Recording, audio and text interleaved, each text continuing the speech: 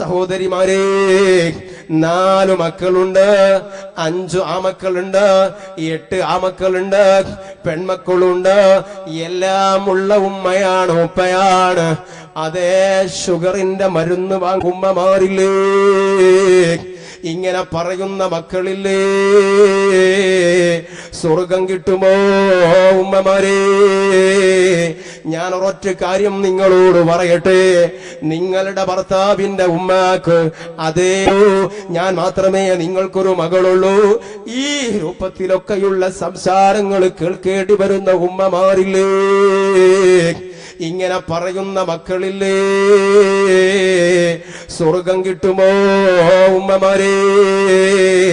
ഞാൻ ഒരൊറ്റ കാര്യം നിങ്ങളോട് പറയട്ടെ, നിങ്ങളുടെ ഭർത്താവിന്റെ ഉമ്മാക്ക്, അതേ നിങ്ങളുടെ ഉമ്മാക്ക് എത്ര മക്കളുണ്ടോ അത് നിങ്ങൾ നോക്കണ്ട കേട്ടോ.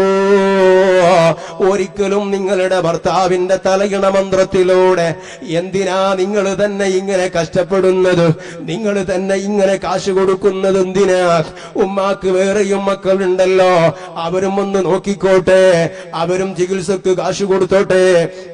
ഓ എന്റെ പെങ്ങളെ, ഇങ്ങനെയുള്ള ഒരു തലയിണ മന്ത്രം നിന്റെ ഭർത്താവിനോട് നീ നടത്തരുത് കേട്ടോ.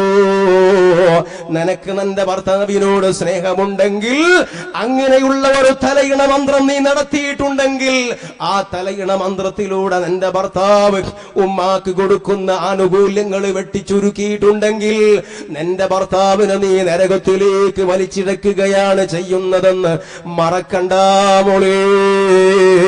അതേ സമയത്തു നിന്റെ ഉപദേശം ഇങ്ങനെയാവണം, വേറെ മക്കളുണ്ടോ എന്ന് നിങ്ങൾ നോക്കണ്ട.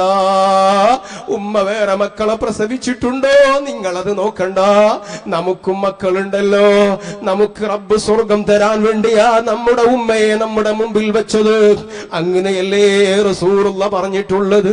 അതുകൊണ്ട് മറ്റുള്ളവര് നോക്കുന്നതും നോക്കാത്തതും നമ്മൾ നോക്കണ്ട.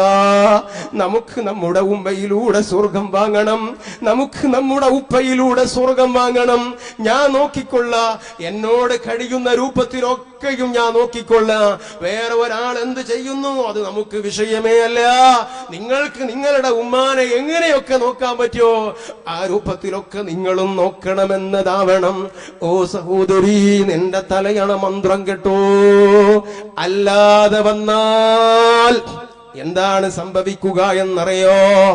നീ നിന്റെ ചുറ്റുവട്ടത്തു വളരെ സ്നേഹം കൊടുത്തു വളർത്തുന്ന നിന്റെ മക്കളില്ലേ, ആ മക്കളെയൊക്കെ ഒന്നിങ്ങനെ നോക്കണം. ആ 4 മക്കളുണ്ട്, 5 മക്കളുണ്ട്, 6 മക്കളുണ്ട് നിനക്ക്.